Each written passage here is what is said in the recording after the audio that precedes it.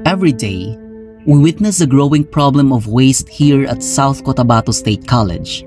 Overflowing trash bins, unsegregated waste, and a campus littered with garbage. It's a scene we've come to accept as normal, but it shouldn't be. Students carelessly discard wrappers, plastic bottles, and food containers, even when there are proper trash bins just a few steps away. Single-use plastics are everywhere, seemingly harmless, but in reality, they're anything but. We've grown so accustomed to the convenience of disposable plastic that we no longer consider the long-lasting damage it causes. Plastics have woven themselves into the fabric of everyday life, becoming an almost invisible part of our routines. Students, in particular, are surrounded by single-use plastics at every turn. Their food is encased in disposable cellophane, drinks are consumed from plastic bottles, and chips, snacks, and a multitude of other products are wrapped in harmful, non-biodegradable plastics. These materials, designed for one-time use and then discarded, are pervasive in campuses, littering common spaces, and contributing to an alarming buildup of wastes. Signs urging us to clean as you go are posted on tables, but they go unnoticed, ignored. Students leave their trash behind, as though the warning signs don't even exist. It's a troubling pattern, one of carelessness, one that we must break. This behavior doesn't just affect the appearance of our campus. It's a reflection of much larger, deeply ingrained attitude towards waste and environmental responsibility. Our casual disregard for the growing piles of plastic litter is not a trivial matter. It signals a fundamental disconnect between convenience and sustainability. It's easy to overlook the true scale of the problem, especially when the effects seem distant or invisible. But the consequences of this negligence are undeniable and far-reaching. Every piece of plastic waste we leave behind, whether it's a bottle carelessly discarded or a snack wrapper tossed aside, adds to the mounting burden on our ecosystems. Para mabuhinan ang mga basura dito sa school kay kalabanan na bisa mga students hindi kabalo mag-segregate sa ilang mga basura. So siya, pabor siya sa akon. So, para sa ako, no, pabor ko sa, no single use of plastic dito sa campus. Kay, ma-observe man nato na aton campus, pertain na gid ko, kaya ang mga estudyante nga iba na, na disiplinado. So, sa nga case, agree ko kay, maskin, siya, inconvenient siya, in terms sa magdala-dala pa sang tumbler, kag balunan. On the other hand, nang siya makabuli ka siya, iya nga bully para sa atin nga campus. Para ma-minimize ang mga basura. By eliminating single-use plastic, actually, it has a big impact as a student, especially when it comes sa canteen, kay tungod hindi ka na dito kinahanglan maglimpyo pa. Kay some of the student, yes, naga-implementa sa clean as you go, but some of the student is wala gid siya ginahimo asta lang sila sa word nga clean as you go, pero wala man nila ginahimo tong mga bagay nga to. And then when it comes naman sa school, may dako gid siya nga impact kay tungod nga ang school hindi na siya magproblema when it comes to basura, segregation sang basura, kay tungod nga wala na gani siya sang plastic, hindi na pwede ang plastic sa school. So as a BSN student is yara siya sa impact sa amon, no? So dira magawas ang amon nga pagka school nga dapat manamon nga ang maka-help man kami nga na siya sang zero waste. So if may sang argument, pwede man ko maging pro or against as long as maka-point out sila sang mga pros and cons, or din ang mas lamang ba ang pros ang single use or mas lamang ang pros ang total eradication of plastic sa campus. Simplement sa ko yung mga gapon ginambala. Pero same sang ginambala gapon ng puro gapon sa single use of plastic. While the intentions behind the zero single-use plastics initiatives are commendable, it's inevitable that we'll encounter differing opinions. How will school canteen operators continue their business? How can students conduct laboratory experiments that require single-use plastics?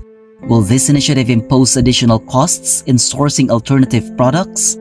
And most importantly, will this policy truly benefit everyone, or will it create unforeseen challenges? These are the tough questions we must confront if we hope to make meaningful progress in tackling the issue of plastic waste on campus. Change requires not only awareness, but a collective effort to find practical solutions that work for everyone involved. Ang target ko sa ng mga zero plastic. Okay man lang sa mga estudyante nga tani maging responsable man sila sa ilang mga ginapang bakal abi ihaboy nila dito sa tamang lalagyan ng ilang basura. Syempre garenta kami diri bis kung ano gid ang mga ginansyahan namon ibaligya gid namon. Ako sir, personally, hindi ko sugot nga mag-zero plastic ita. Kaya amo na siyang naginain ka man namon bala sir how.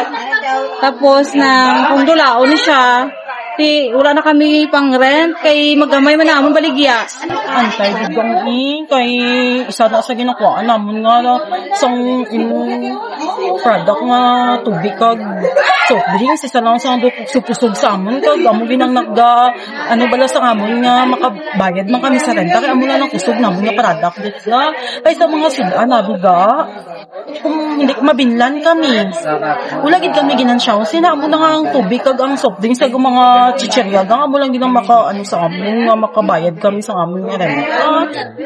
Hindi magsugot kay amo lang ginang pinakabarato nga mabutang sa mga surudlan sa plastic. Kung bawalan na bina, kung pati buti-buti, hindi mo madala-dala. Against ko sa pag-implement ng single-use plastic kay kami nga FSM naga-laboratory, so mayroon kami ingredients ng pack cellophane, paano namon na siya dito sa gate, halimbawa, emergency nga, kailang kami dito sa amon pag-lab this day, mapabakal kami, dayon arat-arat, ibali namon dito, maliin ko sa amon nga laboratory, sa amon ilaluto. May ginalimit lang abi nga oras. So it's a sad reality that despite seeing the negative effects of plastic waste on the SCSC campus, many students still fail to take responsibility, not only as members of SCSC, but as citizens of the Philippines. As George Herbert said, "To him that will, ways are not wanting." The real question is, are we willing to make sacrifices? Are we ready to act? Are we ready to be part of the change? So, hi guys, I support the zero single-use plastic policy in our institution. So, background for that is we have initiated, I believe our SSC or our SSG has initiated a lot of means to stop or to eradicate yung plastic use. But then, even if there are mga policies like this, for example, the putting up yung biodegradable or yung solid waste management or yung 3 R's recycle, reduce, recycle, and reuse. And even if may clean as you go tayo na mga rules or what, totally not all students are following it. So I believe yung act po na ipinasa ng ating SSC together with yung mga organizations in our school, it can really be a big help para totally maybe for the first few phases, hindi ba talaga totally may eradicate, but somehow ma-minimize po yung zero single-use plastic policy. And finally, in supporting this, one of my suggestions could be to remind those people who will actually implement this to really have the patience and more dedication in their job. Kasi it's not right away that you can eradicate all of these perennial problems. So, siguro it's more on yung emotionally preparing the law implementers, especially yung ating SSC, na you need to really take heart kasi hindi po lahat susunod. But if you are all consistent and then lahat naman ng mga kasi I read your act, meron doong mga may mga first offense, second offense, may mga ganon. So, may corresponding penalties or what. So, I think if you will just stay consistent with the act that you have made, I think it will prosper. Magiging successful po. So, overall, this kind of act, although it is beneficial, pero not hindi siya mafe-feel right away. So, it's like a collective effort po ng lahat. So, maybe it's about time to remind not only the SSC, but to call for unity po sa lahat ng institution natin, members, SSC, faculty and staff, SCSC faculty and staff, all students, to really support the zero single-use plastic policy. So, yun lang po. Thank you and God bless. I agree with the implementation of single-use plastic policy in our school. First thing is, through this, we can save our Mother Nature by refraining with the use of plastics. If students would bring tumbler, first thing is they can save money. Second, we can avoid the spread of garbages here because as we can see, even we have already, segregated with proper annotation of the garbage, still students don't know how to segregate the garbage. So, I strongly agree with that. That's it. At South Cotabato State College, we have always strived for excellence in education, innovation, and community. But there's one challenge we've overlooked for far too long: the growing waste crisis that's damaging our campus environment and our future. Overflowing trash bins, single-use plastic wrappers, food containers, and bottles litter our campus daily. This isn't just unsightly, it's unsustainable. It's time for us to face the truth. How much longer can we continue to ignore the damage we're causing? How long can we turn a blind eye to the true cost of convenience? But here's the good news.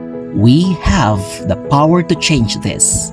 Together, we can be the change that not only cleans up our campus, but also sets a powerful example for other institutions to follow.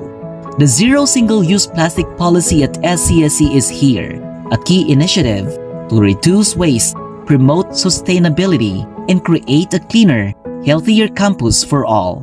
This change requires all of us to take responsibility and rigorously protect our environment. We cannot do this alone.